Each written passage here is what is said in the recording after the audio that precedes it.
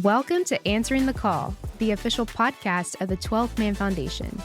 Our show brings you closer to the heart of Texas A&M athletics through powerful stories of perseverance, purpose, and life-changing opportunities made possible by 12th Man Foundation donors.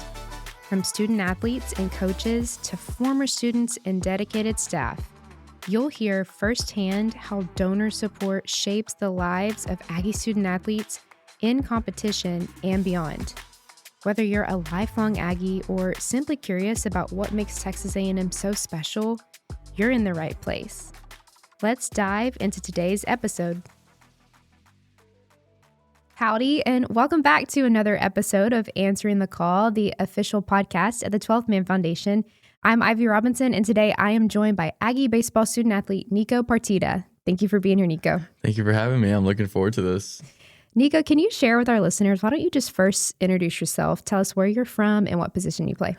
I'm Nico Partida, and I'm from Pearland, Texas, right south of Houston, and play third base or anywhere in the infield, but mostly third right now, and I can also pitch. Okay, what's something about you that Aggie fans might not know yet? You know, you're a freshman, new to the team. What's something unique that not many people know about you? Well, I feel like most people know I can pitch too, but I just haven't done it yet this year, so I feel like they'd be kind of encouraged to see what I can do on the mound. Yeah, I have more questions about like your background and how you got into the game of baseball specifically, but one more fun question for you. Outside of baseball, what do you enjoy doing in your free time? I mean, baseball's pretty taxing right now, so it's mostly just been chilling, but I love my roommates and we usually go golfing sometimes. I feel like that's a common answer with all these baseball guys, but really enjoy getting out on the course or even just going to the range and just relaxing, not thinking about anything else, and then also doing something I'm not great at and just getting to enjoy it. Yeah, just to let loose, have fun, try a different sport. Yeah. If you had to choose, what are some of your favorite courses to play golf at? I've played two here. I've played at the campus course and Briarcrest, but there's a course back home called Golf Crest. That's a really nice course. And usually one of my buddies has a membership, so he'll kind of get us in there. So that's usually the one we'll go to if we're trying to have a nice round. Nice. Best round of golf. My best round, some of them won't believe me, I've shot an 86 before. A normal day will be like 93 to 95. And then other than that, it's just over hundreds. I'm not going to ever claim I'm good at golf. Hey, that's good in my eyes. I'm horrible at golf. So who would you say is the best golfer on the baseball team right now? Oh, that's hard. I mean, I know the main guys like Aiden Sims, Gavin Lyons, those guys, I never go golfing with them because, I choose to play on my level most of the time. But I know those two guys are really good. So I'm pretty sure Shane and Stewart are good as well, but I've never played with them. Nice. Okay, well, going back to your background, tell us why baseball. I want to know the story of how you got into the game specifically. So my dad played baseball when he was young, so I'm guessing that's kind of what he instilled with me when I was young. I was like 3 or 4 years old, had a baseball bat in my hands long as I can remember. So I feel like it's just that I grew up with it. And, I always enjoyed watching baseball. I enjoyed practicing baseball because it never felt like practicing. It just kind of felt like I was playing it. So I feel like baseball has always been the most fun with me. I've played football before, but I didn't enjoy it the same as baseball. So it's kind of just a love I had for it. Any other family members who maybe played sports at, the college or professional level, or even like close family friends? I've had friends that have been in sports, and then I think my dad's uncle played in the Mexican leagues with baseball. So I think I've met him one time when I was really young, but I never really knew him well. I just knew that he did do that, and I thought it was super cool. Okay, yeah, it's really cool. So kind of runs in baseball, running in the family baseball, a little bit there. Baseball is just more of a family thing for us. For sure. So tell me about your time at Pearland. You were a 3-time first team All-State, 3-time district MVP. What do you think helped you reach that level of consistency early on? I feel like I just knew my goals, and that's kind of how I treat most things. It's like if I set my goals really high, all the small goals under there should be achieved. So I set my goals on being a college and professional athlete, and if I work hard enough to get there, things like that will be achieved. So it was just kind of every day. It was like I wake up in the morning and I'm just trying to get to the next level, and with the effect with that, it came with those type of accolades. Tell me about Pearland, like growing up there. your high school experience, just the community, the city. What did you love about Pearland, and how do you think it shaped you, molded you into who you are today? Yeah, it was great. I feel like it's a very big sports town, and I mean, even football games have a lot of people going. I was really thankful to go to a spot where there's not a lot of high schools around that get a lot of people at their games, but I mean, there's people that were born and raised in Pearland and decide to stay in Pearland. They'd always go to the games. So I feel like it was a big family there, and there's a lot of support everywhere, and that kind of allowed me to thrive and, keep going. Mm-hmm. Did you mainly play baseball in high school, or did you do a little bit of football too? Yeah, I played football my freshman year, and I mean, at that time, they're kind of trying to make me make a choice, and if I had to choose between one or the other, I knew what I was going to choose. I was going to choose baseball, and when they're trying to push spring ball on me for football and say, hey, like, you got to play spring ball with football, put baseball to the side for now. I just knew I couldn't keep doing that for 3 more years. So I stuck with baseball, and I'm glad where I'm at with it. Yeah. Why do you love the game? What is it about the game of baseball that you just absolutely love? I love how you can never be too perfect of a player, and how every day I can learn something new. New coaches, especially Pennington, has brought so much knowledge to me with the game that I never knew before. Because, I mean, in a lot of sports, you can get to that next level and it's the same stuff. It's whoever the biggest, strongest, fastest. But in this situation, it's like you still have to work every day to get something right. And, in some situations, you can go 0 for 10 on a weekend. And, I mean, you might feel down on yourself for a second, but then you got a game in 2 days. You got another weekend to go. And so you show up the next game and you do well. You show up the next weekend, do well, and it all flushes. So I just love how it's a very big bounce back type of sport. It's all about response, and I also feel like that's what our team has showed too. I have another question for you about that point. You talked about you had to make that decision between football and baseball. At what point did you realize that baseball was something that could take you to the next level, or was something you wanted to pursue in college? Was that kind of the moment, your freshman year or sophomore year of high school, when you were like, yeah, I want to play this game as long as I can? Yeah, it had always been a dream for me to play this game at a high level. Growing up, I mean, middle school, junior high, I mean, I was always baseball obsessed, and I knew it's something I could do. And then freshman year of high school, when I put other sports down and, just focus on this, I was like, this is something I really need to strive for. And probably into that freshman year is when I really understood how big I could make it in the sport. Tell me about your recruitment process. I want to know, when did the offer start coming in? What went into your decision to come to Texas A&M, and was it a difficult decision for you? So, funny thing is, after my freshman year was probably when the offer started coming in, and I'd originally committed to Arizona State, in which we played earlier this year, and I was committed there until August of my senior year, and things kind of took off. It wasn't that A&M was the reason I decommitted, but I was like, I mean, I kind of want to go to an SEC school. And so I decommitted, more offers came in, and my mom came here. And so it always kind of been a dream to come here too. It was kind of the first place I took a visit. And when I stepped on campus, I kind of knew already. And it's a place that, the 12th man is so unbelievable, and it's something I couldn't pass up. So when I came here, I kind of knew. Yeah, it was just a done deal at that point when you stepped onto campus. So cool that you get to share that with your mom. Did she tell you about Texas A&M? Did she take you to games when you were a young kid in Aggieland? Did you grow up coming and watching baseball, Aggie baseball, as a young kid? Yeah, so I actually have some funny pictures from when I'm younger with like an A&M tattoo on my cheek, or like a shirt. Like, we'd come to football games, we came to some baseball games, and I mean, even me and one of my roommates, his dad played here. And we came to games when we were younger together, and it was just a full circle moment with her. And she'd always tell me, she's like, don't make a choice based on me. If you go to another school, I'll be their biggest fan. But if you go to A&M, I mean, I'll be really happy. So when I ended up making this decision, it was really cool for her. That is really special. Yeah. You mentioned, who are your roommates? Cooper Fulbright. Funny thing, I've played with him since I was 8 or 9 years old in baseball. And Luke Billings and Hunter Vincent. Super fun. Super fun.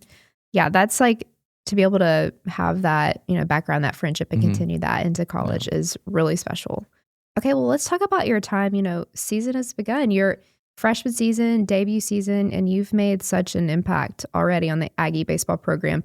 Did you expect things to click this quickly? Because, I mean, 4 home runs, 10 RBI throughout your first 15 college baseball games, I believe. Like, that is awesome. I mean, it was just a combination of just working hard, and it's not really kind of an expectation. It's just me trying to go there and do my job. And I know if I can get on base, the guy behind me is going to get me in.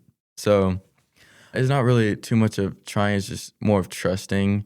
And I'm really happy where we are right now, more as a team rather than just kind of individual. I try not to look too much individual because that can take away from some things. But from a production standpoint, you know, I'm happy where I am. But at the same time, like SEC starting, tougher pitching, and just got to keep it rolling and never being complacent with one game and not trying to ride the highs and ride the lows too much, just trying to keep it even. Mm-hmm. That's a great mindset to have, you know, just come in and remember that it's a team, you know, like, and you're contributing to the team and the overall goal and vision for the program.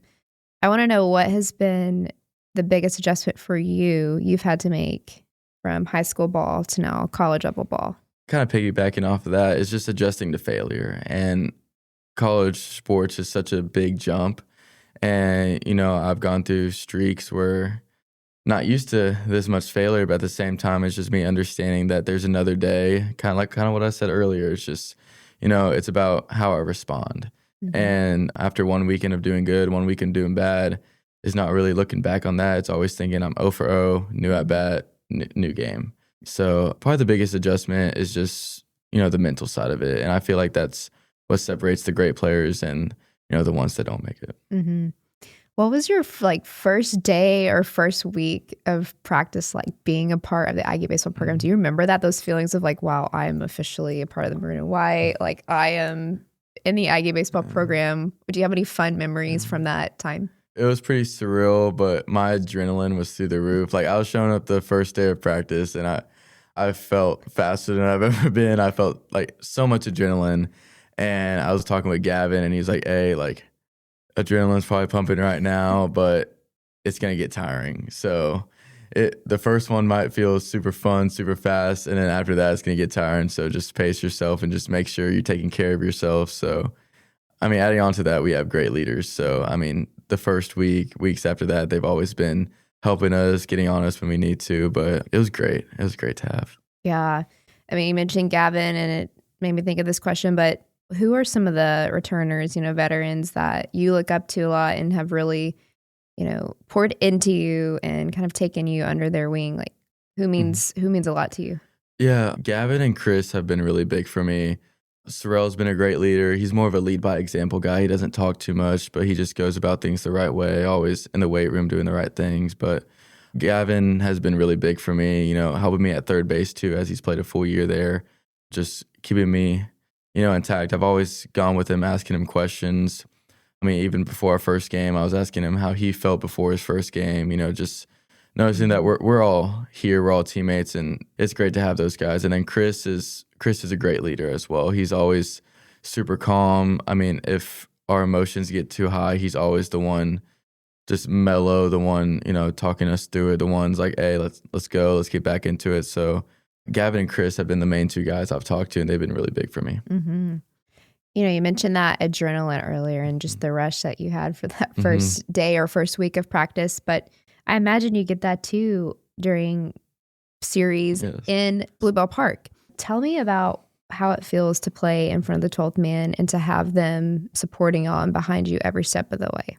It's truly the best fan base in the country. And I mean, even on midweek games where you're not expecting too many people there and you look up and it's packed.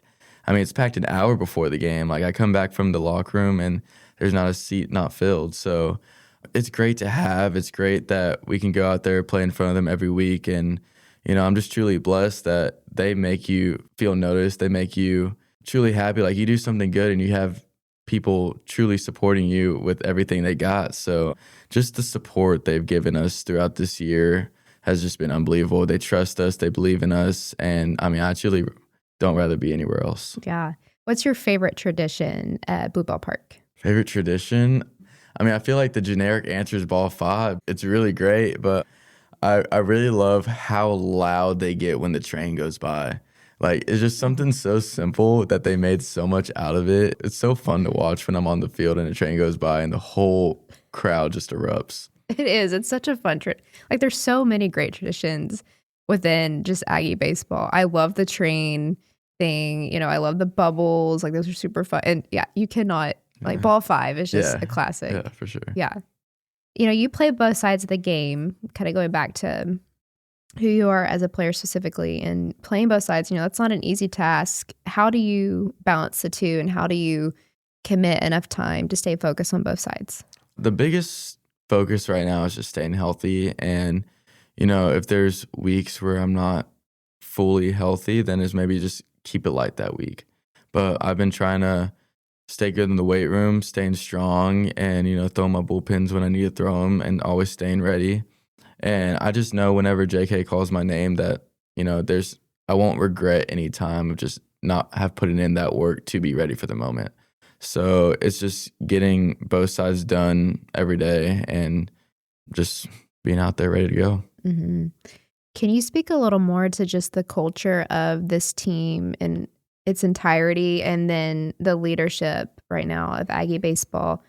You know, who has really been impactful? You mentioned Cliff Pennington, but is there anyone else that's been extremely influential and impactful to you as a coach so far? And has anyone made you see the game in a different light?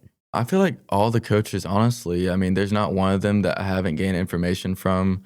Early's hard on all of us. He's hard on me, making sure like the small things can't get by. Like, we have a saying, is like, do the common things uncommonly well. It's like, keep it as simple as possible. I mean, just make the routine plays. Don't make anything harder than it is. So he's been big on that. Pennington has really helped me see the game through a different lens. I mean, even Clonch, he was here a few years ago, so he knows what it's like to play in front of this crowd. He knows what it's like playing in SEC D1 baseball at this time. So I've taken stuff from all of them. And, you know, now going back to this team, it's just a team of guys who's playing all 27 outs as hard as they can. Everyone says it. Sorrell says it after like every single game when he's in an interview. This is a relentless team, will not give up. And so it's kind of things like that we look at. It's like, there's not a guy on the team that can't get it done. So it's just small things like that have really made me see it through a different lens. I love it. Yeah, keeping that relentless mindset and just that passion and that determination that we're going to get it done. Yeah, no matter what. Okay, I got to know, staying on the like just competitive topic, do you have any pregame routines or superstitions you have to do before you play? I've had 2 this year. I've never been like too much of I have like small superstitions every once in a while, but I've never like too routine. I kind of just go and play. But this year, me, Roy, me, TK, or like if they join, like we always go in like the hot and cold tubs before the game. If we play at home, if we're in hotels, I always just see if they have a pool before we leave, just to go chill in there, because it kind of just relaxes me. And then we have like optional hitting in the cage just like right before the game by the bullpen. And it was like our second week. I was like, you know what? I want the pitchers to touch my bat. So I walk by each and every one of them. I have them grab my bat just to give the good luck charm on it. Because I think that was fun. The Penn series when they've had like back-to-back really good pitching games. I'm like, hey, we need some of this. So I hand them my bat. And then that's also kind of when my hitting started doing good. So, oh, really? Yeah, I've been sticking with those 2 mostly. But I try not to be too superstitious so I don't have to blame anything on anything. But those 2 things have kind of been funny. For sure. That's so fun. What are you listening to, like music-wise, before games? Who are your go-to artists? I try not to get too amped up. Like sometimes I'll listen to some rap, but I try to stay away from that because I don't want my pregame to be like so like super hyper-focused and super stressed out. So put some country music on every once in a while. On the scoreboard, they put I didn't know they were going to put my guilty pleasure of listening to Olivia Dean on the scoreboard, but when they're getting to know us, but sometimes I listen to that. But favorite Olivia Dean song. Let's go. We got to hear it now. Man, I Need's too basic, so probably So Easy. That's such a good one, yes. But yeah, I try to keep it kind of as calm as possible. And, I try to go out in the field and have a smile on my face every day. I try not to be that super like serious guy that looks mad all the time, because that's not when I play my best. So if I'm listening to kind of happy, laid back stuff, I'll usually get to a good spot. Yeah. And now everyone's going to think of Nico Partida when they hear Olivia Dean. We filled out something before the year started, and I didn't know they're going to put a get to know you thing on the school board, and they put that because me and Luke Billings both put that. Man, they put y'all on blast. Yeah, I didn't know they were gonna do that, but I mean, I don't really care. She's awesome. She's great. She's a great artist. Changing topics really quick to the academic side of things. I don't know, what's your major? What are you studying? And why did you choose it? Right now, I'm in business. Right now, I haven't really declared like which side of it. Right now, I'm kind of just in general. But I just know Mays Business School is a really big part of A&M, and you can get a lot done from that. So if I can get a Mays Business degree, and after baseball's over, hopefully that's in a very long time, I'm confident that my degree can get me where I need to be. So yeah, that's why I chose it. My dad, he encouraged it as well. Because he's big on my education. They were always making sure I had good grades growing up. So yeah, I just know I can get something good out of it. Yeah, that's great. It sounds like you care a lot about the student side as well, of being a student athlete. How do you manage personally the balance between academics and baseball? Yeah, they do a really good job here on making sure we're on top of our stuff, especially in the fall when, we had study hours. We had times where we needed to be doing our work, and also like kind of a later practice time. Like we practice at 2 every day, usually lift before that. So all morning we have time to get things done. And all morning we have time to get to classes. It's very urgent that we're where we need to be. So yeah, I mean, I set aside time to get my work done, and, it's worked out great.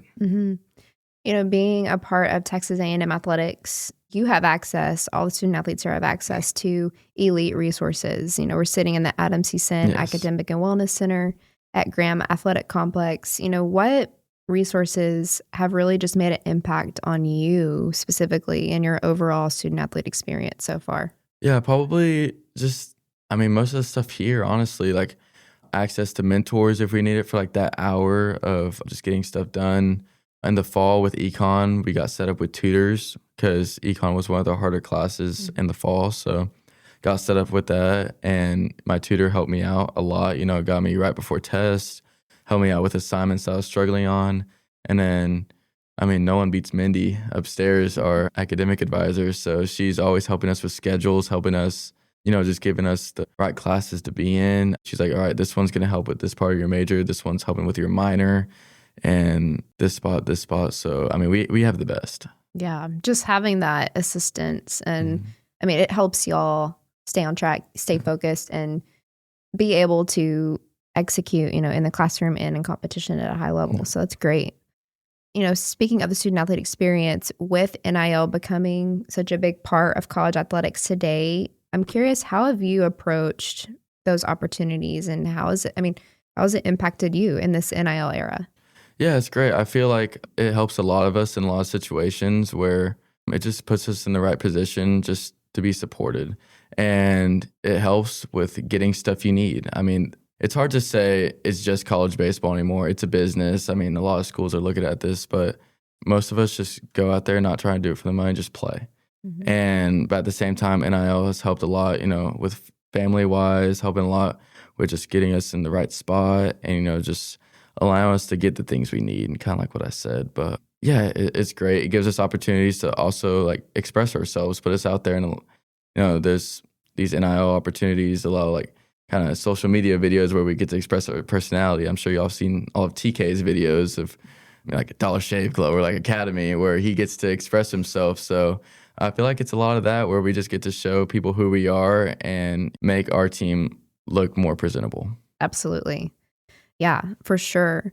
And staying on that topic, playing with just having like a purpose and why and what you do, and getting to like maybe jump into opportunities and deals to express like what you're passionate about and show your personality and those things. But when you step onto the field specifically, Nico, what do you think motivates you the most? And what's your drive and what's your why and what you do?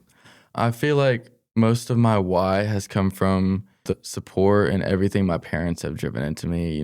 Waking up early and driving to those 8 a.m. games when I was like 8 years old. Like I was driving home one day, I was like, ain't no parent should be driving me an hour and a half to Waller, Texas in the morning to play baseball when I'm 8 years old.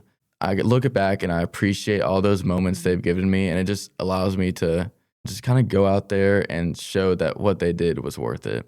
And then, another why I kind of have is the 15, 16 years of hard work I've tried to give in, and just knowing that every day that I went to the cages, every day I worked out wasn't for nothing, and it's still driving into me. Mm-hmm. Have you ever faced significant hardship or like challenges or adversity in your baseball journey? There's some times where I kind of got scares. I've never been seriously hurt, so I've been thankful for that. I praise God for that, not putting me in a situation where I have to sit out a long time. But I've had some scares where I thought I was, that maybe I sat out for a week or two, and then just got back in there. But I feel like it was just getting used to and just kind of going back out there and just getting back at it. Yeah, for sure. And then how do you stay focused and present during the ups and downs of a season? Like you said, there can be great highs and then great lows sometimes, but how do you stay focused and present? What grounds you? I feel like what grounds me is kind of my faith and just knowing that everything's happened for a reason, and it's just building me into a stronger person.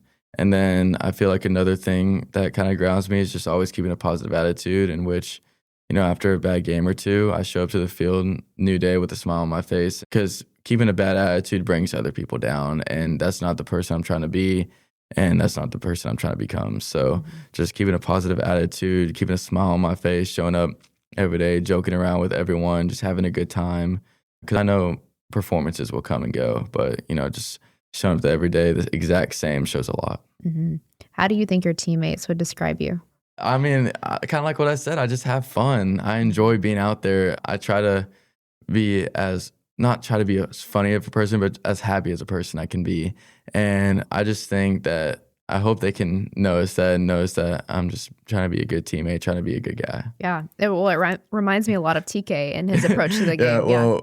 We're kind of compared to each other. We have this exact same sense of humor, so sometimes we'll legit just stay up at night sending each other the same stuff back and forth. There's actually a time yesterday I got mad at him because I sent him something and he sent the exact same thing back to me. I was like, whoa, gosh. I can't tell whether to be mad at this or just understand we have the same humor. But, so you are basically the same person. Yeah. Yeah, most likely, yeah. What's the funniest thing that he's like, what do y'all send? Like, it's this stupidest videos thing. or it's like, I mean, funny thing, my sister made me this, gave me this sense of humor, but it's just the stupidest stuff. Like, we'll take the smallest things, the stupidest, smallest things and make them funny. And there's even Bear, it's just Royo's especially.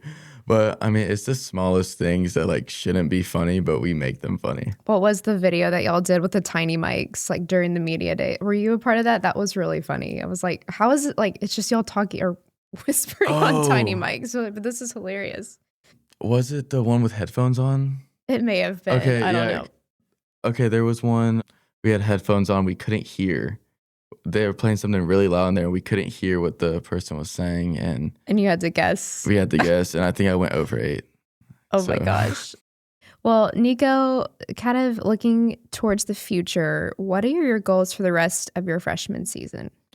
I don't really, of course, individual goals would be great, but my main focus right now is just winning a national championship, bringing one home to Texas A&M. The fans deserve it. Everyone here deserves it. And we've worked so hard for it that, kind of like what I said, you aim for the big goals, small ones will come. But right now I'm just focused on making it to Omaha and winning that thing. So that's the main one.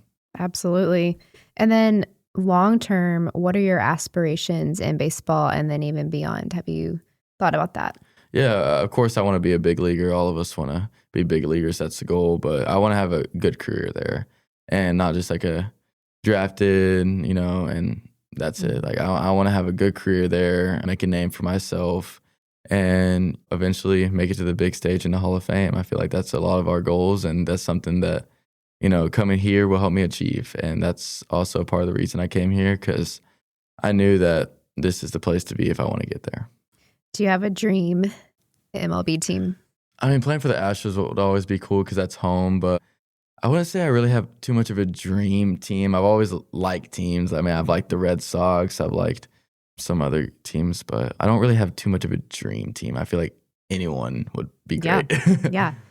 And then final question for you today, Nico. Why are you specifically proud to be an Aggie? I mean, nothing here makes me not want to be an Aggie. Like the culture, the fan base, putting Texas A&M across my chest brings me pride and just makes me truly happy the decision I made here. And there's nothing better. There's not one regret in my decision to be an Aggie, and truly something I hope to wear across my chest for the next 3 years. Nico Partida on Answering the Call podcast. Thank you again for your time today, Nico. Thank you so much. Thank you for joining us on another episode of Answering the Call. If you're enjoying the show, please rate and follow us on your podcast streaming platform of choice so you can be the first to know when a new episode drops. As always, a big thank you to our incredible podcast producer, Megan Rohde, to 12th Man Productions and Texas A&M Athletics NIL Department. We also extend our heartfelt gratitude to every donor and season ticket holder for always answering the call through loyal support of Texas A&M Athletics and our student athletes. We'll be back soon with more content. Thanks and gig 'em.